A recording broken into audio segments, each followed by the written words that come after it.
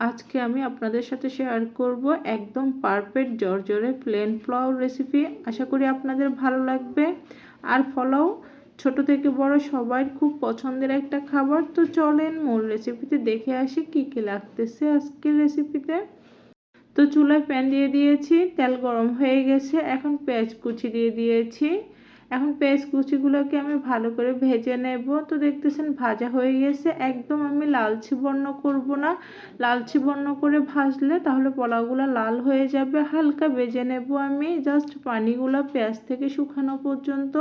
তো এখন আমি আগে থেকে ধুয়ে রাখা পোলাও চাউলগুলো দিয়ে দিয়েছি। এখন পরিমাণ মতো আমি লবণ দিয়ে দিয়েছি আর গরম মশলা দিয়ে দিয়েছি। এখন চাউলগুলোকে আমি ভালো করে ভেজে নেব। পোলাও ঝরঝরা হওয়ার জন্য পোলাও চাউলগুলোকে ভালো করে ভাজতে হবে। পোলাও চাউলগুলোকে যত বেশি ভাজা যাবে পোলাওটা তত ঝরঝরে হবে। তো এখন পোলাও চাউলগুলো আমার ভাজা হয়ে গেছে। এই পর্যায়ে আমি এখন পানি অ্যাড করে দিচ্ছি। পরিমাণ মতো পানি দিয়ে দিয়েছি।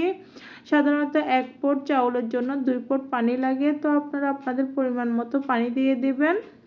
তো এখন এখানে আমি 1 চামচ আদা পেস্ট দিয়ে দিয়েছি। আমি আগে পেঁয়াজ ভাজার সাথে আদা পেস্টটা দিই নাই, কারণ পোলাওর একটা গ্রান আছে, ওই গ্রানটা নষ্ট না হওয়ার জন্য। এই জন্য আমি ভাজার সময় আদা পেস্টটা দিই নাই। তো এখন কয়েকটা কাঁচামরিচ দিয়ে দিয়েছি। এখন ঢাকনা দিয়ে আমি কিছুক্ষণ ঢেকে রাখবো মিডিয়াম আঁচে।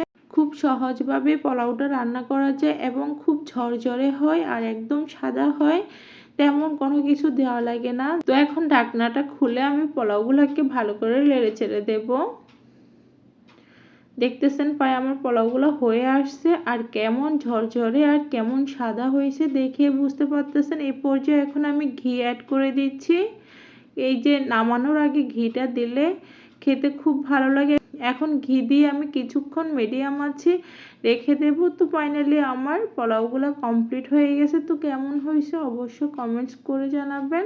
তো আজকের মতো এই পর্যন্ত, এখানে বিদায় নিচ্ছি। সবাই ভালো থাকবেন। আল্লাহ হাফেজ।